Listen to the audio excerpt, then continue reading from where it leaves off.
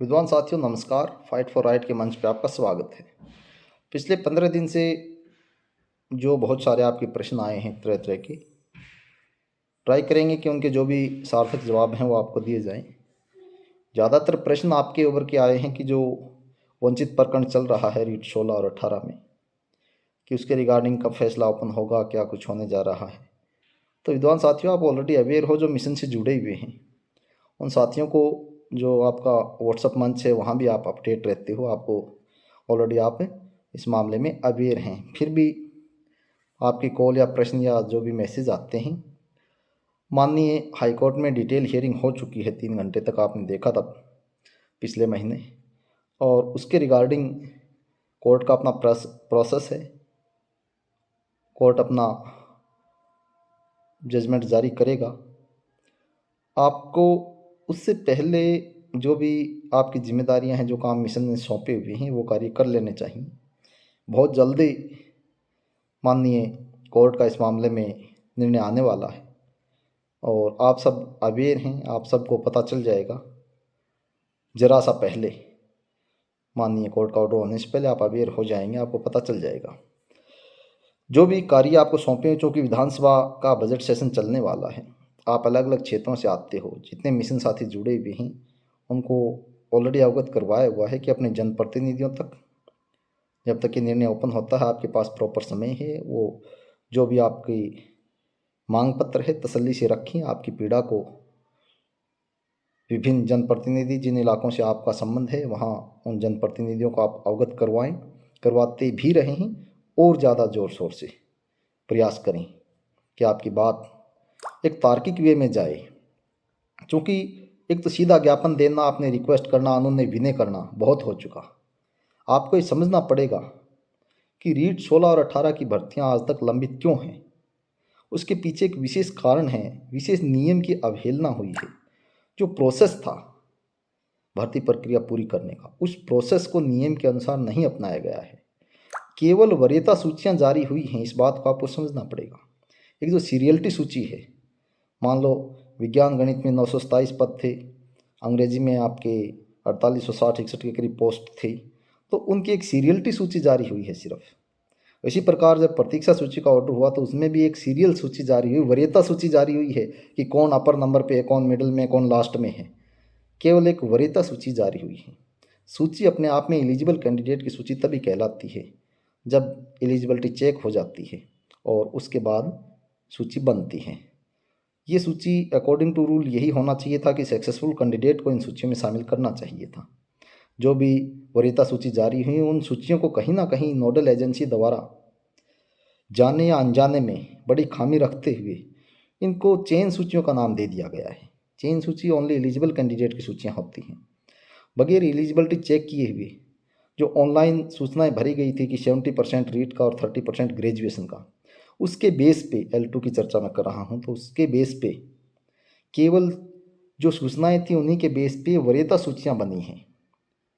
न रिसफल की लड़ाई है, न वेटिंग की लड़ाई है। असली बिंदु ये आपको समझना पड़ेगा, असली खामी ये रही।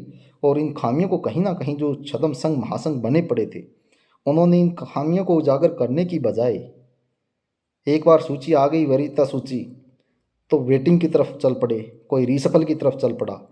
इस बिंदु को कहीं नहीं पकड़ पाया आप लोग कि जो अकॉर्डिंग टू रूल था, पंचायती राज 277 ए का पार्ट 6 में क्लियर मेंशन था कि only eligible candidate should be the part of successful list. इसमें बोला गया था कि जो सक्सेसफुल कैंडिडेट की सूची होगी उसमें एक एलिजिबल कैंडिडेट ही शामिल होने चाहिए थे। यहाँ पे जो भी पात्र है, पात्र जो दोनों ही वरीय कैटेगरी के लोग आए, उनको सूची मान लिया गया और अंतिम कट ऑफ सूची और बोल दिया गया उनको। कहीं ना कहीं कोर्ट को भी एक तरीके से समझाने में असफल रही। बीच में जो प्रकरण चले उनमें कोई वेटिंग की मांग करने लग गया, कोई रीसफल की मांग करने लग गया। असली बिंदु ये था कि जितनी पोस्टें आवेदित की गई हैं, उन पोस्टों के बराबर कम से कम एलिजिबल कैंडिडेट की सूची तो बने। फिर उसमें से यदि कोई नॉन ज्वाइनर रहता है तो वेटिंग सूची आ जाती। यहाँ तो असली लड़ाई असली सूची की है कि एक बार एलिजिबल कैंडिडेट की एक कंप्लीट सूची तो बने, उसके बाद जो नॉन ज्वाइनर रहे तो प्रतीक्षा सूची समानांतर 1.5 गुना तैयार करो। ये भी उसी रूल में लिखा हुआ था, लेकिन ये प्रोसेस नहीं अपनाया गया। जो तरह तरह के छदम संघ महासंघ बने थे उन्होंने इस लड़ाई को ट्रैक से भटकाया और कहीं ना कहीं वो चीज़ आज तक खलती रही और आप इस बिंदु को समझ नहीं पाए। लेकिन बड़ी डिटेल में इस बिंदु को माननीय कोर्ट के सामने 7 तारीख को पिछले महीने समझाया गया है और पूरी उम्मीद है कि अकॉर्डिंग टू रूल जो मैलाफाइड प्रोसेस नोडल एजेंसी ने अपनाया गया उस प्रोसेस को सुधारते हुए आपके जितने भी पोस्ट वैकेंट है उसके ऊपर ओनली एलिजिबल कैंडिडेट की सूची आई। जो खामी जो गलतियां 16-18 की भर्तियों में रही थी, जब लगातार माननीय कोर्ट में उर्मिला देवी एंड अदर्स के मामले में आप लोग लगातार आपने संघर्ष किया, तो नोडल एजेंसी को इतना तो सबक आप लोगों ने सिखा दिया कि 21 की भर्ती में L1 में दोगुना सूची उनको लानी पड़ी, दोगुना वरीयता सूची बनाई और दोगुना वरीयता सूची को फिर संबंधित जिला परिषदों में भेज करके एलिजिबिलिटी चेक करवाई। जो कैंडिडेट एलिजिबल रहे उनकी फिर अंतिम कट ऑफ जारी की गई और समानांतर 1.5 गुना वेटिंग रख ली गई। ये वास्तविक प्रोसेस था अकॉर्डिंग टू रूल। पहले भी यही रूल था 16-18 में भी, 21 में भी यही रूल था, लेकिन इस रूल की पालना नहीं की गई थी। इस बिंदु को लेकर के मिशन फाइट फॉर राइट की ओर से विद्वान साथियों ने इस पूरे प्रकरण को चैलेंज किया और उस मामले में फाइनल हियरिंग हो चुकी है।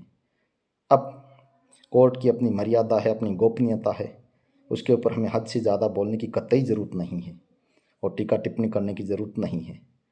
सब जो परिदृश्य था पूरी पारदर्शिता के साथ पूरा आईना दिखा दिया गया है कि कहाँ कहाँ गलतियाँ रहीं, क्या खामी रही, किस रूल की अवहेलना हुई।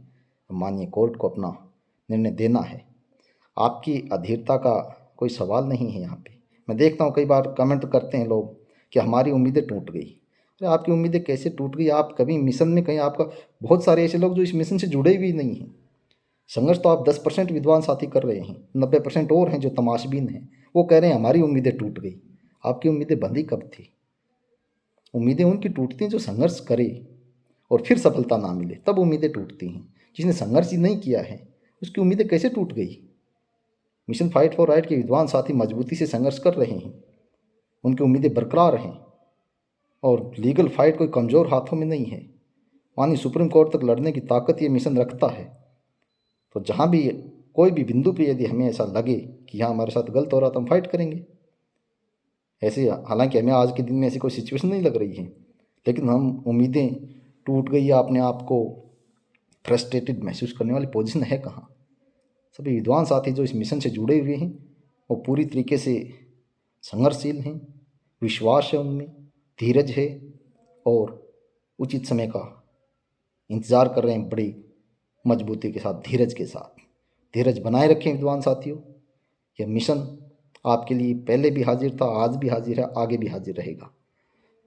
आप एक स्टेज पे हो, एक मजबूत मिशन के पास हो, तो कम से कम आप समझ पा रहे हो कि जो अलग अलग लोग अलग अलग कोर्टों में गए, अभी आपने देखा होगा 2-4 दिन पहले ही विशेष एजुकेशन के एक मामले में माननीय कोर्ट ने ऑनरेबल डिवीज़न बेंच के निर्णय को भी एक साइड में रखते हुए सिंगल बेंच ने भी शानदार ऑर्डर किया है। क्यों?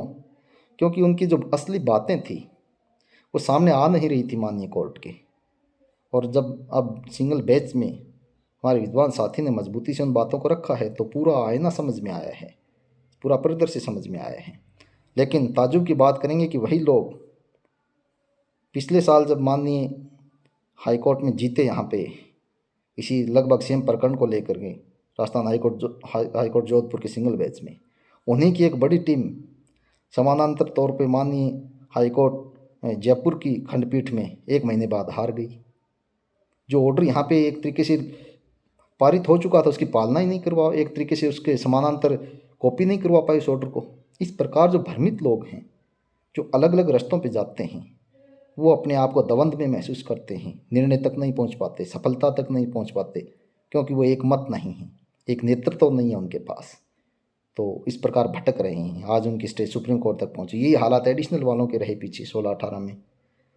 माननीय राजस्थान हाईकोर्ट जोधपुर की एकल बेंच ने तसल्ली से पूरे डिटेल ऑर्डर में मेरिट पे उनको जिताया और 2-4 महीने बाद में राजस्थान हाईकोर्ट जयपुर की समानांतर सिंगल पीठ में हार गए वो। क्योंकि एक तरीके से एक सार्थक मानसिकता के साथ एक नेतृत्व के अधीन आप नहीं रह रहे हो, तो कहीं ना कहीं आपके जो समानांतर प्रयास में व्यर्थ साबित हो रहे हैं और आपको ये नहीं पता कि आप तो इस प्रकार के प्रयास करके असफल हो ही रहे हो।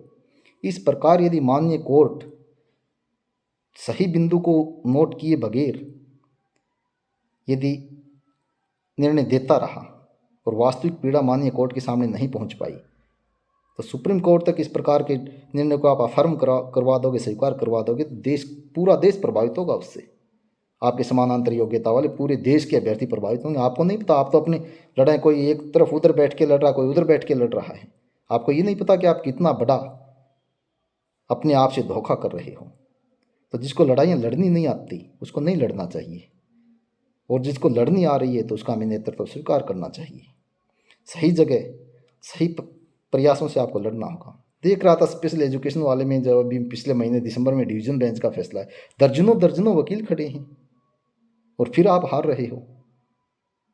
यही हालत आपने एडिशनल मैटर पे देखा हुआ, दर्जनों दर्जनों एडवोकेट पैरवी कर रहे हैं। सुप्रीम कोर्ट में तो आज के दिन मेरे को लग रहा, मैं वो देख रहा था उसमें डिटेल, तो 40-50 के करीब एडवोकेट पैरवी कर रहे हैं। फिर भी आपको अनिश्चितता है कि आप सफल होगे कि नहीं। ऐसा बिंदु क्या है आपका, वो बिंदु तो समझाओ माननीय कोर्ट को। वकीलों की फौज खड़ी करने से आप सफल होना चाह रहे हो, और एक कोर्ट आपको जिता रहा है, समानांतर प्रिंसिपल पीठ का कोर्ट आपको जिता रहा है, और उसके बाद समानांतर पीठ में आप उसी मैटर पे हार रहे हो। इसका मतलब क्या है? कहीं ना कहीं पैरवी सही तरीके से की नहीं जा रही इसमें, विशेषकर स्पेशल एजुकेशन वाले मैटर में, और इसमें जो एडिशनल प्रकरण था इसमें। सही जगह पे ठीक प्रयास करोगे आप तो निश्चित तौर पे सफल होगे। लेकिन जो छोटे छोटे विचार संघ महासंघ के साथ आपकी संलिप्तता, फलाने का के साथ जुड़ गए, फलाने के साथ जुड़ गए, बड़े बड़े घरानों को आपने हायर कर लिया, ये कर लिया, वो कर लिया, ये चीज़ें नहीं। पीड़ित के लिए एक एडवोकेट काफ़ी है। यदि आप ये भी तो देखो ना, आप जो हार रहे हैं इस प्रकार के अन्य प्रकरणों में, तो आपके सामने वकील कितने हैं? 1-2 ही तो वकील हैं, और दर्जनों की फौज वहाँ पे हारे। इसका मतलब आप प्रेजेंट नहीं कर पा रहे हो अपने मैटर को, अपनी पीड़ा को प्रेजेंट नहीं कर पा रहे हो, आप मामले को उलझाए रखना चाह रहे हैं। तो इसलिए जो अलग अलग प्रकरण हैं, नई भर्ती आई हैं, उसमें भी आप साथी अलग अलग तरीके से पहुँचे, तो प्रयास किया है कि आपको आगे से आगे अवसर मिले, सफलताएं मिले, चाहे वो एडिशनल मैटर हो, विशेष शिक्षा का मैटर हो। इसके अलावा कॉन्ट्रैक्ट पे भर्ती आई हुई है। अपने आप में ये लिखा गया है कि एक बार कॉन्ट्रैक्ट पे रखेंगे, फिर 9 साल बाद में आपको स्थायी किया जाएगा। तो एक तरीके से, इनडायरेक्टली तरीके से, तो ये वही प्रयास है कि आगे से सभी भर्तियाँ यदि इसी नियम के तहत आने लग गई तो सभी कॉन्ट्रैक्ट पे ही हो जाएगा सिस्टम। अपने आप में बड़ा सोचनीय प्रश्न है ये, और एक अजीब सी चुप्पी है लोगों में। इसके अलावा अंग्रेजी विषय के जो कॉन्ट्रैक्ट की भर्ती आई है उसमें लिखा हुआ है कि अंग्रेजी माध्यम स्कूलों में अंग्रेजी माध्यम से ही ग्रेजुएट होना चाहिए। ठीक है, स्टैंडर्ड अच्छा होना चाहिए, लेकिन क्या राजस्थान में ऐसी हालात हैं? यहाँ जो भी गणित साइंस के सब्जेक्ट पढ़ाए जाते, बीएससी भी हिंदी में, यहाँ पे 10+1-2 की पढ़ाई भी हिंदी में है। कहाँ से आएंगे अभ्यर्थी? फिर आप ऑब्जेक्शन करोगे बाहर वाले आगे, उनका स्टैंडर्ड इतना ऊंचा है कि वहाँ 10+1+2 एंड बीएससी सभी पढ़ाइयाँ अंग्रेजी माध्यम से होती, चाहे गणित क्या हो आपका मैटर, चाहे साइंस का हो। एक प्रश्न उसमें और भी है कि अंग्रेजी विषय से जो ग्रेजुएट होगा वो भी अंग्रेजी माध्यम से ग्रेजुएशन होना चाहिए। ये प्रश्न अपने आप में सोचने वाला है। अंग्रेजी अपने आप में एक माध्यम है, वो अंग्रेजी माध्यम से ही पढ़ा जाता है। लैंग्वेज के जितने भी सब्जेक्ट हैं वो लैंग्वेज अपने आप में माध्यम होता है, लेकिन बाकी सब्जेक्ट जब उसको पढ़ाने ही नहीं है तो फिर उसका अंग्रेजी माध्यम में होना या नहीं होना अपने आप में प्रश्न चिन्ह खड़ा करता है। संदीप जी एंड अदर्स के मैसेज आए थे इसके रिगार्डिंग, तो बिल्कुल चैलेंजेबल बिंदु है आपका ये। तो बहुत सारे प्रश्न वंचित साथियों की 16-18 को आप धीरज रखें। निश्चित अब रोज़ाना बोलना हमारे इस मंच की ये परंपरा नहीं रही है कि रोज़ाना आपको अवगत कराएं या रोज़ाना आपको भ्रमित करें। माननीय कोर्ट का फैसला आएगा, आपकी पीड़ा को मजबूती से रखा गया है, आपकी पीड़ा को स्थापित करेगा माननीय कोर्ट, और आप उसमें उस पीड़ा से निराकरण पाते हुए सफल हों, ऐसा प्रयास कर दिया गया है। आगे माननीय कोर्ट का जो भी वर्डिक्ट होगा, जो जजमेंट आएगा, आपको स्वीकार होगा, आपके हित में हो, उसके लिए बधाइयाँ। और यदि कहीं पे कोई शक शंका उभर के आए तो आप चैलेंज के लिए तैयार हो, उसमें क्या बात हुई। इतनी वो बात तो है नहीं कि आपकी पीड़ा गलत हो और फिर उसको जोर ज़बरदस्ती गलत साबित किया जा सके। आप वाजिब पीड़ा है आपकी, तो निश्चित तौर पे आपको उसमें सफलता मिलेगी। आपके लिए स्टेज दर स्टेज आपको प्रयास करना, जितने भी साथी हैं वो साथी मजबूती के साथ, अभी आपके लिए समय है जनप्रतिनिधि, और बाकी बहुत सारे ऐसे भी साथी हम तैयारी करें, आप तैयारी करें। पिछले लगभग 6-7 महीने से हमने किसी को ये नहीं कह रखा कि आप अपना काम छोड़ के अपने जो तैयारी में लगे हो तैयारी करें, नो डाउट। लेकिन जो फ्री हैं या जिनके परिवार के मेंबर फ्री हैं, जिन्होंने लगातार प्रयास किया, वो अपना प्रयास जनप्रतिनिधियों के मार्फत भी जारी रखें। एप्लीकेशन आपके पास ऑलरेडी अवेलेबल हैं ग्रुप में। फिर भी कोई दिक्कत हो तो आप स्पष्ट लिखें कि इन भर्तियों में केवल वरीयता सूची जारी की गई है, एलिजिबल कैंडिडेट की एक बार भी चयन सूची जारी नहीं की गई है। जो भी नोडल एजेंसी कह रही है कि वेटिंग या रीसपल फलाना 1 बार 2 बार 4 बार, सारी बातें झूठी हैं। अकॉर्डिंग टू रूल एक भी नहीं है। कोई भी वेटिंग सूची या रीसपल सूची या मेन सूची विदाउट पात्रता चेकिंग के अपने आप में एलिजिबल कैंडिडेट की सूची नहीं कहला सकती। और विदाउट एलिजिबल कैंडिडेट की यदि कोई सूचियाँ बनी हैं तो अपने आप में धोखा है। उसी प्रश्न को आप रखें अपने जनप्रतिनिधियों के सामने कि ऐसा कुठाराघात कैसे कर दिया गया। कौन, जब आरपीएससी आपका एग्जाम लेती है तो बाद में आपको 2 गुना सूची जारी करके पहले आपकी एलिजिबिलिटी चेक करती है, फिर मेन सूची आती है। कोई भी भर्ती एजेंसी हो, सभी में यही है। इसमें भी यही था, 3rd ग्रेड वाले में आपके 16-18 में भी, 21 में फिर क्यों कर रहे हैं ये 2 गुना बुला करके वेरिफिकेशन, बाद में सूची क्यों जारी कर रहे हैं। यही प्रोसेस अब आपका जो कर्मचारी चयन बोर्ड ये अपनाएगा।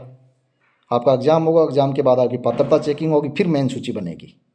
तो इस बात को रखें अपने जनप्रतिनिधियों के सामने, इस खामी को रखें मजबूती के साथ, ताकि आपकी पीड़ा के ऊपर जो भ्रमित जवाब आ रहे हैं नोडल एजेंसी के द्वारा कि हमने 1 सूची जारी कर दी, 2 कर दी, 4 कर दी या रीसफल कर दिया, उन बात को आप समझा सको, उस बात को गलत साबित कर सको। इसके लिए ज़रूर समानांतर तैयारी करें और निश्चित तौर पे बहुत जल्दी आपकी जो बेचैनी या बेताबी है उसके ऊपर लगाम लगेगी, यकीन रखें, बहुत जल्दी। धन्यवाद विद्वान साथियों।